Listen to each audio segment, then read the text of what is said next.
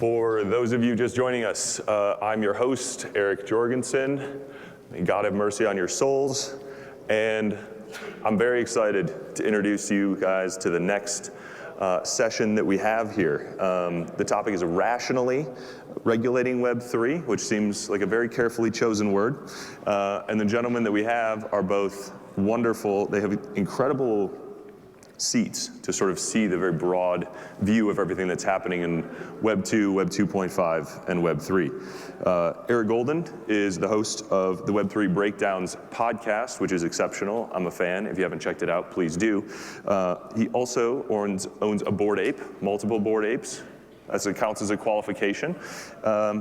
He has a stealth startup that he will not tell you anything about that is in the digital asset space, so just allow your curiosity to wander there. And prior to that, he was at Fidelity and built quite a large business, $18 billion in fixed asset trading. So I'm excited to hear him interview Jai Ramaswamy, the Chief Legal Officer at Andreessen Horowitz, who seems only to hire people with extremely long last names. Gentlemen, welcome. You guys got to clap a long time. It's a very long walk.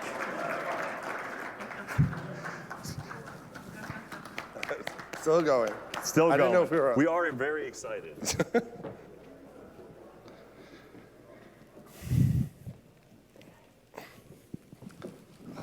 Thank you, Eric. Thank you for having us. I'm Eric Golden.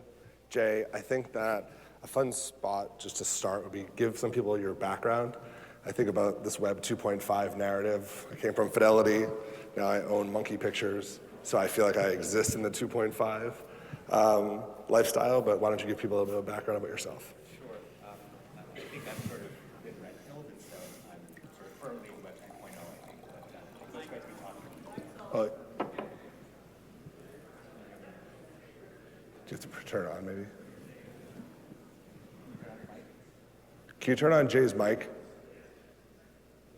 I'll just make it up. Did you turn it off by chance?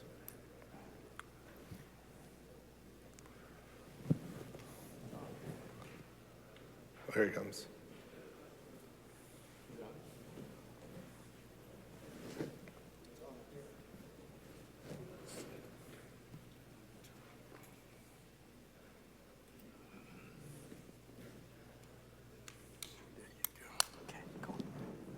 Can everybody hear me? Great. As I was saying, I think I'm firmly in Web 3, having been red-pilled a few years back. But my kind of transition into this world is, I guess, a little bit unorthodox, but it's not that different from, I think, most people who have come into this through self-learning. Web 3 is not something that exists yet, and so people are kind of learning by doing.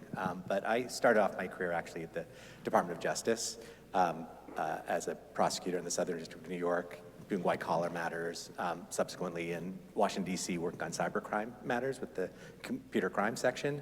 And then before I left the government, headed up the asset forfeiture money laundering section, focusing on Bank Secrecy Act, Patriot Act violations by financial institutions, including some early digital service providers. From there, came into the financial services sector and was the global head of AML compliance at Bank of America Merrill Lynch, and also the head of enterprise risk management at Capital One.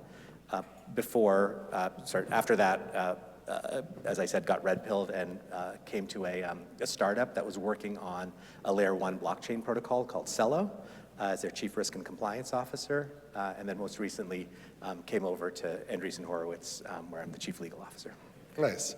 So as a portfolio manager dealing with markets, when you hear SEC, CFTC, OFAC, Treasury, you just want to avoid them at all costs.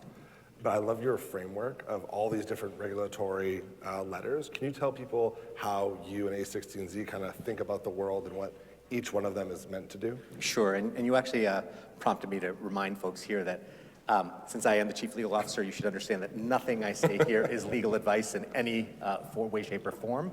And similarly, it's not investment advice. But I'm happy to speak about things at sort of a level of generality that will give people an understanding. I think that there's kind of three broadly speaking, three areas of regulation that crypto comes into contact with.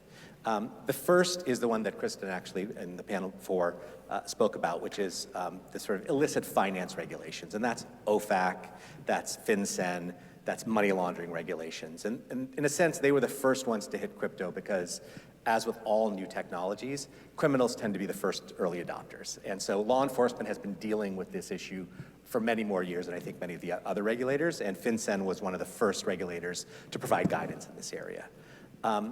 Fast forward to more recent years with the ICO boom and other similar associated developments, the SEC and then the CFTC got far more involved. And they're focused on capital formation, protecting consumers, protecting market integrity. More recently, with kind of the development of stablecoins, you've seen a new set of concerns arise around financial stability. So what is the impact of some of the new crypto instruments on our financial system and financial stability of banks, of the system in general? The one thing that I don't think is being discussed as much, and that I think is an important part of this conversation, is something broader, which is the development, which is what we're really talking about, of an additional protocol layer of the internet, which obviously has very profound implications for financial services, which is built on the current backbone of the internet. But it's going to have much broader implications globally in terms of technological diplomacy, in terms of foreign relations, as well as the shape of the US economy. And that's the bit that I think there's been, in a sense, for those of you who are Sherlock Holmes fans, the dog that didn't bark. That's something that I don't think policymakers have fully engaged with and regulators have fully engaged with. That's the sort of sleeping issue that's going to, I think, arise over the next several years. Yeah, the last panel mentioned the Sam Bankman-Fried post that caused a lot of discourse on Twitter, a lot of angry people that were kind of believe that crypto is this unregulated Wild West and shouldn't be touched in its purest form as part of its ethos versus another group that kind of sees a merging of the worlds. And in the past when we've spoken, your point about that balance between compliance and innovation and that fight, the thing that kind of people don't pay as much attention to, they're used to SEC enforcement by action or OFAC sanctions, but talk more about that tension between innovation and compliance. Sure.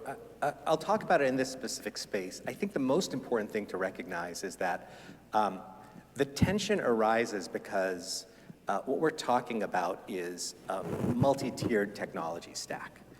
At base, as Kristen was saying in the earlier panel, part of what we're struggling with is the fact that the technology stack is, in a sense, starting to merge with the financial stack. And that's because the original insight of the Bitcoin paper, which is that you could create a settlement layer on a distributed system, not just an information communication layer, is a novel computer science concept. But it's a novel concept that has much broader implications than just finance, because what it means is you can actually create a programmable distributed layer on the internet. You can create an internet-based operating system, or several, because that's what the blockchains essentially are various versions of this. The problem you have is that when people think about regulation, they think about it in a very static way, when in fact it's a dynamic concept. If you think about how the world is regulated today, the protocol layers of the internet are in fact regulated, but they're generally regulated by self-regulatory organizations. And you can think of a W3C, you can think of IETF, you can think of a whole host of acronyms, which are basically engineers and governments setting standards.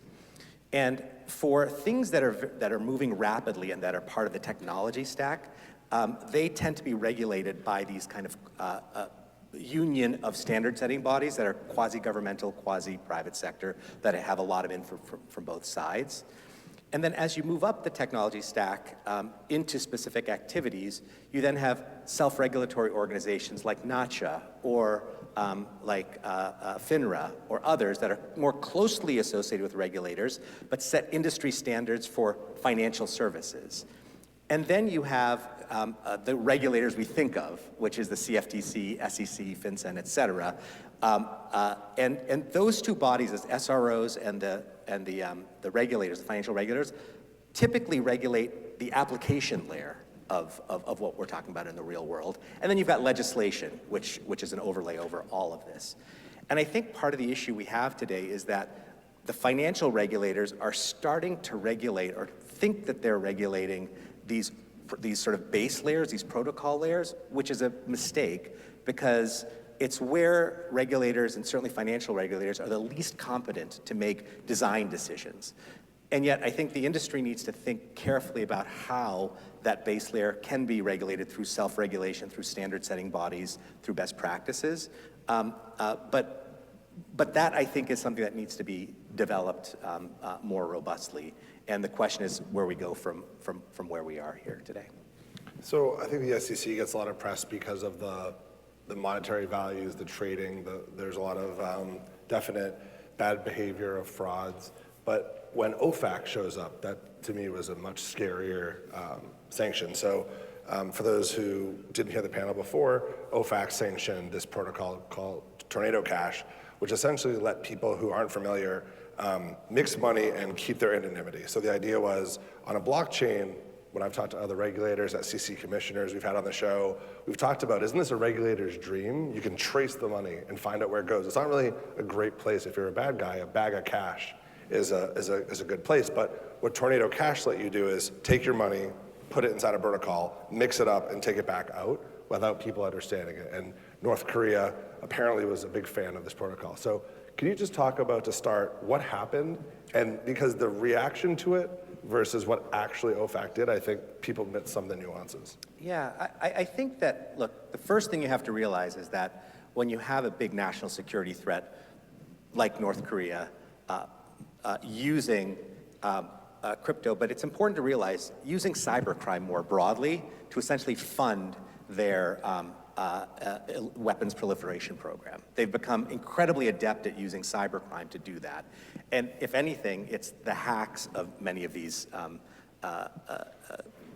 protocols, et cetera, that's the fuel, if you will. And the government, when it sees something like that, is going to act. And we just have to recognize that there's a reality to it, that national security threats are going to be addressed. With that in mind, I think that part of what went on was a lack of clarity, and this is my interpretation, so the regulators, and if there are OFAC people in the room, they can disagree with this, but my interpretation is that there was not a full understanding of the difference between sanctioning a smart contract and sanctioning a wallet with an identifiable key owner, which is what happened with some of the previous sanctions actions that had taken place.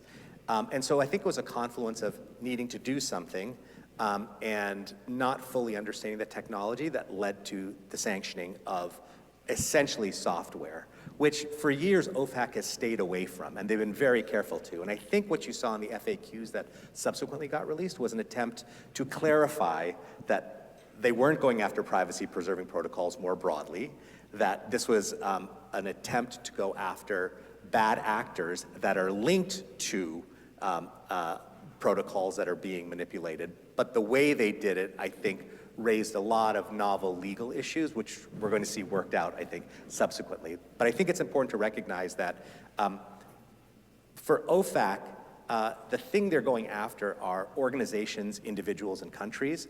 An organization can be an inchoate set of actors that are using a technology. And I think that what OFAC was, in a sense, trying to get at was sanctioning an inchoate set of actors that was using this technology as opposed to technology itself, but perhaps not understanding the nuances of how the technology worked. It ended up being a little bit overbroad in the way that it's acted. And so I think some of the implications of that will be worked out. But I think that it's fair to say there are also people in the government who think that potentially technology should be more directly regulated. And I think that there's a debate going on as to whether that makes sense or whether there are real downsides to doing it.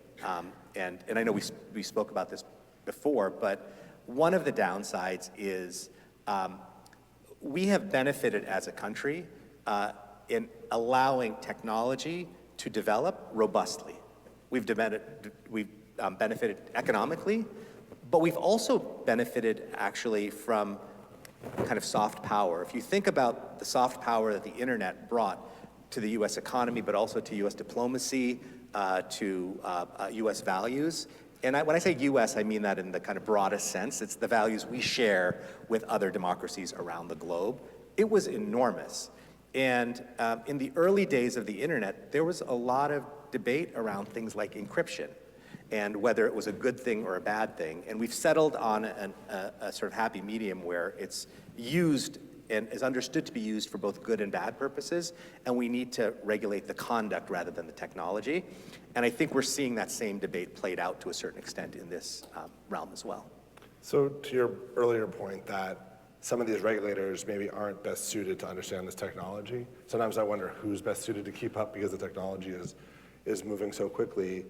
What's your take on where that responsibility lies? Because I think when the SBF paper came out and a lot of responses from people who have contributed tremendous amounts to the crypto industry, it was code is free speech. And if someone just launched code to use it, the example that was given, which it's easier for me stories than understanding the legal part, was if somebody wanted to send money to women protesting in Iran, and they wanted to use Tornado to protect the identity of where the money was going, they would have potentially violated OFAC because of it being an Iranian address.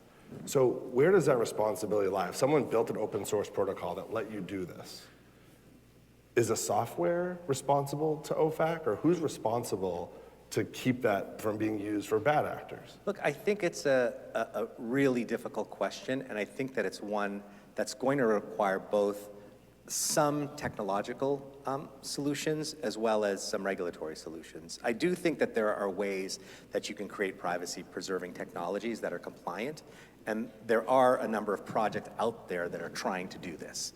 And I think that's a huge area where perhaps we can, using technology, square the circle in a way that we just couldn't with analog or even Web 2 versions of these technologies. So I don't think I have an answer for you today, but I think some of what's going on is a need for the industry to come up with some level of best practices. It doesn't necessarily have to be the ones that SBF is proposing, which may have some real issues with them. But it's why I mentioned before that when you say who can regulate this fastly emerging technology, it's why typically financial regulators and other regulators haven't directly regulated technology. It's tended to be standard-setting bodies. It's tended to be a sort of combinations of engineers and companies building these things because they can react more quickly to it. And I think that that's inevitably what's going to happen is some set of standards that emerge from that debate and from that dialogue. And if you think about it, that's kind of what happened in the early days of the internet. At first, it was sort of individuals creating different protocols. Then one sort of dominant, non-opinionated protocol emerged, and then you had standard-setting bodies that sort of built things around it. And I think we're still in the early days of that. Yeah, listening to you talk about the internet, I'm wondering, I wasn't there as you were helping regulate some of these decisions or help companies handle it, but I always feel like the narrative about the early internet is it was left alone, and some people question was that a good thing or a bad thing? And when you end up, when that internet was left alone, if someone thought that a social media platform would be accused of potentially influencing an election, you probably would have done something earlier. And so as you deal with external parties that I'm sure come to A16Z as a leader in the space, are politicians, do they look back at the regulation of the internet as a concern, as a cautionary tale, or do they look at it as, no, this is the greatest innovation, to your point, that led to all the soft power? Both. And it is a complicated thing. I think that if anybody's being honest, you have to admit that it was both of those things.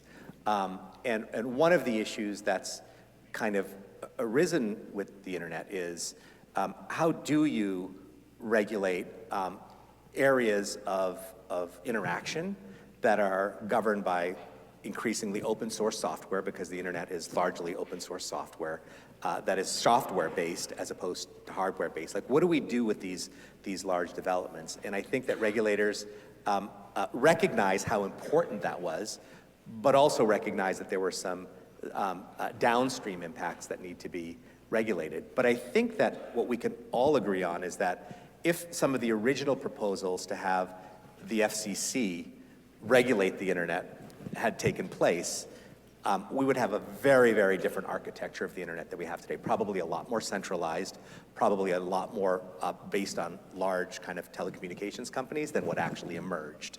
I think the way to think about this is you don't know what a risk is until it actually emerges. And so in risk management parlance, what you typically talk about is regulating existing risks and monitoring emerging risks. I think what we probably didn't do well enough was not the former, because the risks weren't known at the time, but the monitoring of emerging risks probably wasn't done as well. And so the idea that you needed to kind of think through the risks of this ecosystem and think through what regulation would look like as these ecosystems developed was probably something that more thought could have been put into. But I think that's more of a kind of a limitation of what happened subsequent to development of the internet than thinking that back in 1993, when the first Mosaic browser was created, that we would have known how to regulate this thing is probably a bridge too far. And so I think that's where we could become more sophisticated, is both as a community as well as the government, thinking about monitoring those risks that are emerging and trying not to fight the last war, which is what we typically do, but looking at kind of future risks and emerging risks.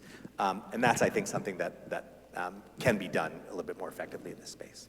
So I don't mean this to be controversial. I know this is a global conference, and I'm an American who has an American lens. So I'll do that caveat. But when I think about the risks of regulators squeezing too hard, the thing I start to think about is this is going to be built. It doesn't seem like it's not going to be built, and there could be a loss of footing. Even just today, we keep talking about this just because it's the regulatory opportunity of a lifetime. And I've asked people who went against SBF, if you had the magic wand and all the influence, what would you do? And no one seems to have any good answers, but CZ, the head of Binance, immediately today says he's all in on DeFi. Just a very blanket, I'm not going to stop pushing. And how do you think about that transfer of potential power of what could happen if we push the regulation too far from not the monitoring, but trying to guess too much in advance? Yeah, I think that there's an enormous danger, and I don't think it's fully appreciated, which is that we benefited for all the downsides that people are pointing to now with Web 1 and Web 2. As a country, we benefited tremendously by that infrastructure being developed by developers in this country, developers in other countries that shared our values, to create an open architecture of the internet that, while it has some downsides, has some tremendous upsides. One of the dangers is that if we don't do things right, Kristen earlier talked about how MICA in the EU represents competition. This is open source code that can be developed anywhere on the globe, and in the kind of post-COVID world can be developed by digital nomads. And as a result, the idea that you can stop its development, to your point, is probably misplaced. It is going to be developed somewhere. And I'd rather that it was developed in the United States and sort of societies that share those values than elsewhere. Because the competing model, and this is important to recognize, the competing model is an internet that's a highly surveilled method of social control. And in a sense, we've now walked our way into an internet that's either a tool of kind of corporate and advertising control, but centralized, or a tool of government social control. And the promise of Web3, if it's done properly, is to potentially find a new architecture of the internet. And this is incredibly early days. I know engineers will question whether it's even possible, but it's a bit of a moonshot. But that's what innovation is all about. And I think the question is, are we going to cede the playing field to countries that are actually invested in creating a very different model? People like to say that China is against cryptocurrency. Yes. It's not against blockchain. The development of the BSN is an attempt for China, for example, to take control of the development of this third generation of the internet, because they realize they lost out on the first generation, and they're not going to do it a second time. And if we don't muster our strengths as kind of democratic societies to create an open, privacy-preserving, but compliant version of the internet where we can police bad actors, where we can go after bad actors with due process and the rest, we're going to be ceding the playing field to a very, very different model, which is not conducive to our values, to our economic values, to our social values. And as the internet sort of spreads increasingly, it is a dominant mode of economic and social interaction. That's an enormous field to be ceding.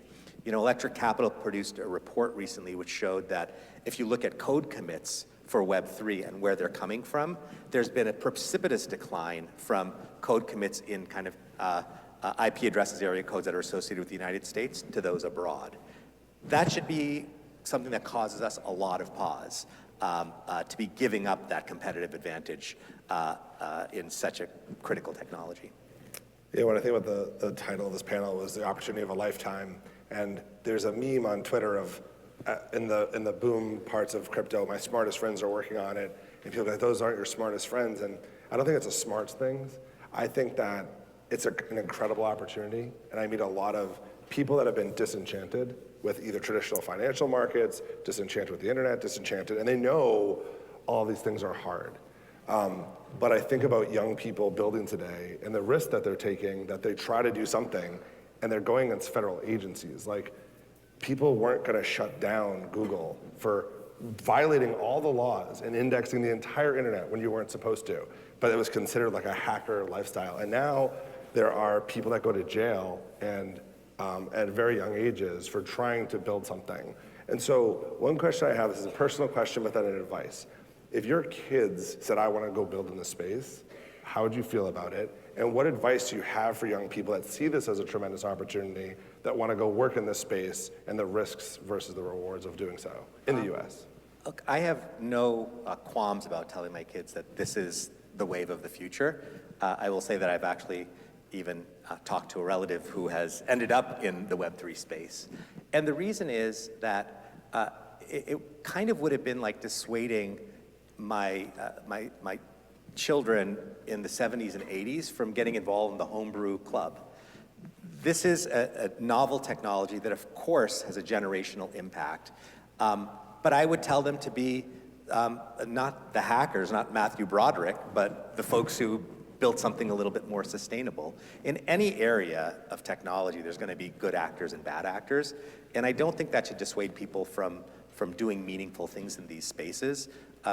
It's probably an exaggeration, but fire, when it was first invented, was probably used first to cook food or to warm people. And the second use was probably to commit arson. So criminality and technology go hand in hand.